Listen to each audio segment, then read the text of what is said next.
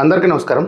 నేను మీ పిసిరెడ్డి. దయచేసి ఈ వీడియో మాత్రం స్కిప్ చేయకుండా చివరి వరకు చూడండి. ఇంతవరకు తెలుగు యూట్యూబర్స్‌లో ఎవరు చేయల ఇలాంటి వీడియో. నేను మాత్రమే చేస్తున్నాను. ఎందుకు చేస్తున్నానంటే చాలామంది కామెంట్లు పెడుతున్నారు. అసలుకి ఈ కంపెనీ ఏంటి? దీని వివరాలేంటి? మాకు అర్థం కావట్లేదన్నా. నువ్వైతే కొంచెం చక్కగా వివరించి చెప్తావు.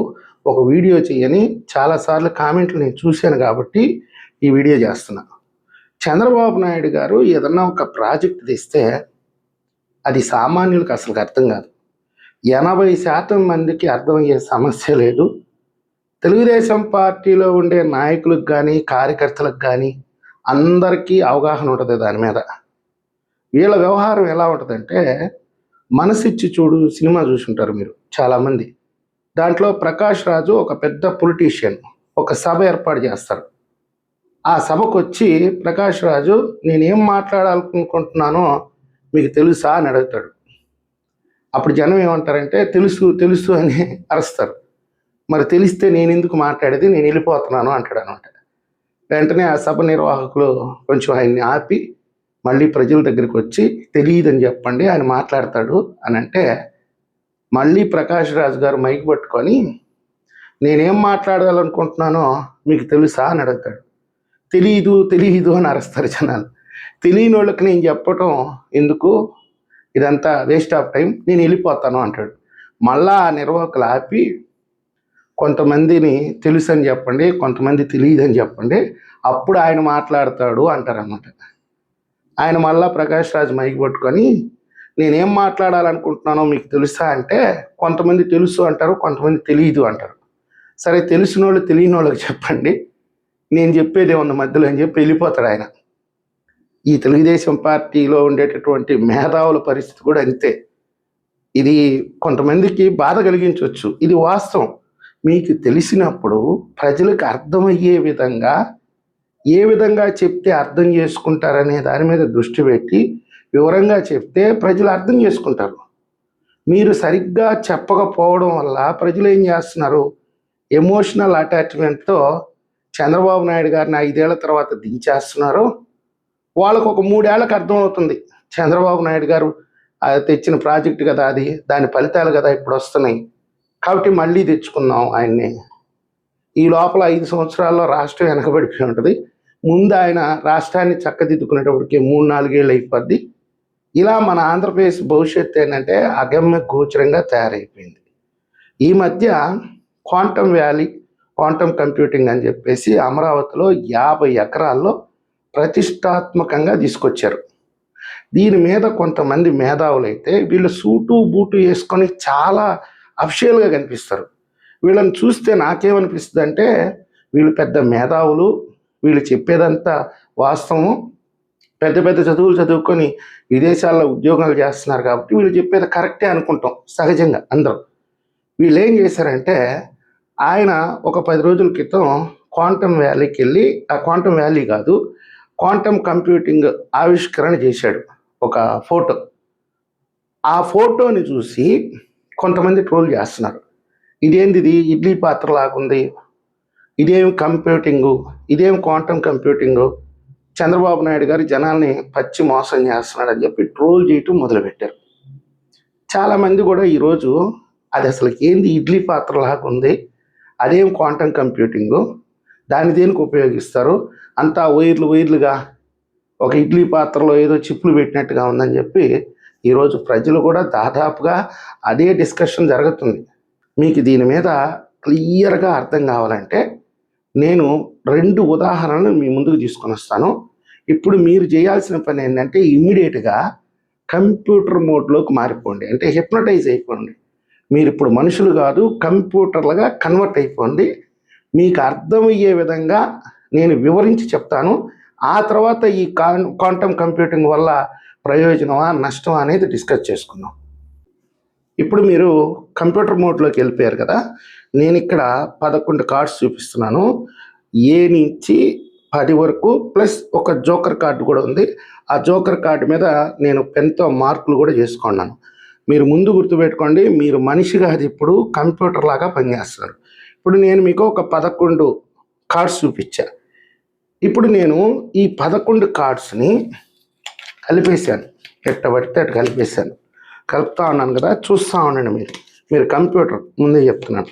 ఇట్లా కలిపేసిన తర్వాత నేను ఇప్పుడు ఏం చెప్తానంటే, ఇట్లా నా కార్డ్స్ పెట్టుకొని దీంట్లో నుంచి ఈ జోకర్ ఎక్కడ ఉందో తీయమని అడుగుతా. మీరు కంప్యూటర్ ఈ జోకర్ ఎక్కడుందో తీయమని అడగటంతో మీరు ఏం చేస్తారంటే, నేను ఇప్పుడు కలుపుతున్నప్పుడు మొత్తం మీరు కంటితో రికార్డ్ చేసుకున్నారు, అంటే వెబ్కామ్తో రికార్డ్ చేసుకొని మీ డేటాలో దాచిపెట్టుకున్నారు. ఇప్పుడు ఆ డేటాని అనలైజ్ చేస్తారు, స్లో మోషన్లో అనలైజ్ చేసి నేను ఎలా తిప్పానో దాన్ని రివర్స్గా అనలైజ్ చేసుకొని ఇదిగో నీ జోకర్ కార్డ్ అని చెప్పి చూపిస్తారు. ఓకేనా? బాగా అర్థమైంది కదా? ఇది సాధారణ కంప్యూటర్ చేసేటటువంటి పని. అంటే డేటా మొత్తం ఒక దగ్గర పెట్టేస్తే ఆ డేటాని మనం అడిగినప్పుడు చూపిస్తుంది. అంటే మీకు అర్థమయ్యే విధంగా ఒక అంశాన్ని మాత్రమే మీ ముందు పెడుతున్నాను. ఇది సాధారణ కంప్యూటర్ చేసేటటువంటి పరిస్థితి. ఇది మీరు ఇప్పుడు కూడా కంప్యూటర్ మోడ్లోనే ఉన్నారు, ఇంకా కంప్యూటర్ మోడ్లో నుంచి బయటకు రాకండి కొద్దిసేపు. ఇప్పుడు నేనేం చేస్తున్నానంటే, ఈ 11 ముక్కల్ని నేను మార్క్ చేసినటువంటి జోకర్ కార్డుని కూడా ఇప్పుడు ఈ కట్టలో కలిపేస్తా. ఇది బాగా కలపాలి, కొదమ సింహంలో చిరంజీవి కలిపినట్టు. అది మన వల్ల కావట్లా, ఏదో జారిపోతూ ఉన్నాయి. దీన్ని కొనడానికి పొద్దునే మార్కెట్ అంతా తిరిగినాను. సో ఇప్పుడు కలిపేసా. దీంట్లో నుంచి ఈ కట్టలో నుంచి నేను ఇందాక మార్క్ చేసినటువంటి జోకర్ కార్డుని తీయమని చెప్పాను అనుకోండి. మీకు ఇప్పుడు కంప్యూటర్ మోడ్లో ఉన్నారు, మళ్ళీ చెప్తున్నా. తీయమని చెప్తే మీరు ఏం చేస్తారంటే, ఇప్పుడు నేను కలిపేది మొత్తం ఒకసారి రికార్డ్ చేసుకున్నారు కాబట్టి దాని డేటా అనలైజ్ చేసుకొని అంటే ఇంకా బాగా కలపాలండి. నేను చెప్పినట్టుగా కొదం సింహంలో చిరంజీవి కానీ ఇట్లా కొడుతుంటాడు చూడండి ప్యాకల్ని, అటు కొట్టాలా. అదంతా చూసి చేతులు ఎత్తేస్తుంది ఇప్పుడు ఉండే సాధారణ కంప్యూటర్. ఒకవేళ డేటా అవుట్పుట్ ఇచ్చినా ఏదైనా ఒక రాంగ్ కార్డుని తీసి చూపిస్తుంది, ఇది అయ్యి ఉండొచ్చు అని అంటది అనమాట. ఇది అయ్యి ఉండొచ్చు అంటది, మేబీ ఇది అయ్యి ఉండొచ్చు అంటది. ఇది తీరా చూస్తే 6 ఉంటుంది. సో ఇప్పుడు చంద్రబాబు నాయుడు గారు తెచ్చినటువంటి క్వాంటమ్ కంప్యూటింగ్ అనేది వీటిల్లో నుంచి పర్టికులర్గా ఆ జోకర్ కార్డుని తీసి బయట పెడుతుంది విత్ ఇన్ సెకండ్స్లో. నార్మల్ కంప్యూటర్ ఏం చేసింది, చాలాసేపు సెర్చ్ చేసి ఒక రాంగ్ కార్డుని తీసుకొని ఇది అయ్యి ఉండొచ్చు అన్నది అంతే, కన్ఫర్మ్ చేయలే. మళ్ళీ మీరు సెర్చ్ కొడితే ఇంకొక కార్డుని తీయచ్చు, మళ్ళీ సెర్చ్ కొడితే మూడోసారి కరెక్ట్ది రావచ్చు. అంటే దీని ప్రాసెసింగ్ అనేది లేట్ అవుతుంది, అబ్జర్వేషన్ అనేది ఇంకా లేట్ అవుతుంది. ఇప్పుడు చంద్రబాబు నాయుడు గారు తెచ్చినటువంటి క్వాంటమ్ కంప్యూటింగ్ అనేది ఏంటంటే విత్ ఇన్ సెకండ్స్లో మనం ఏదైతే ఆపరేషన్ ఇచ్చామో ఆ ఆపరేషన్ని విత్ ఇన్ సెకండ్లో కంప్లీట్ చేసి చూపిస్తుంది. ఇంకా మీకు అర్థమయ్యే విధంగా చెప్తాను. ఇప్పుడు చాలామంది ఒక 1 రూపీ కాయిన్ తీసుకొని టేబుల్ మీద ఇట్లా కొడతారు, కొట్టి బొమ్మ బొరుసో చెప్పమని చెప్పి ఆ రూపాయిని మూసేస్తారు. మనం ఏం చేస్తాం, గాలిలో దీపం పెట్టినట్టుగా బొమ్మ బొరుసో ఏదో ఒకటి చెప్పేస్తాం. కానీ ఈ క్వాంటమ్ కంప్యూటర్లో ఉండే స్పెషల్ ఏంటంటే ఆ కాయిన్ ఏ ప్లేస్ నుంచి ఎంత వేగంతో ఎన్నిసార్లు తిరిగింది, అది ఏ వైపుకు పడ్డది, ఆ పడింది బొమ్మ బొరుస అనేది కూడా స్పష్టంగా చెప్పగలిగినటువంటి కెపాసిటీ కలిగినటువంటి కంప్యూటర్ ఇది.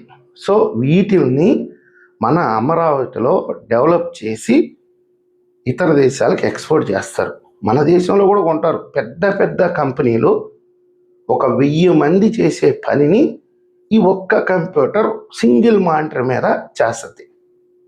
మరి దీనివల్ల మనకేం ప్రయోజనం అయ్యా?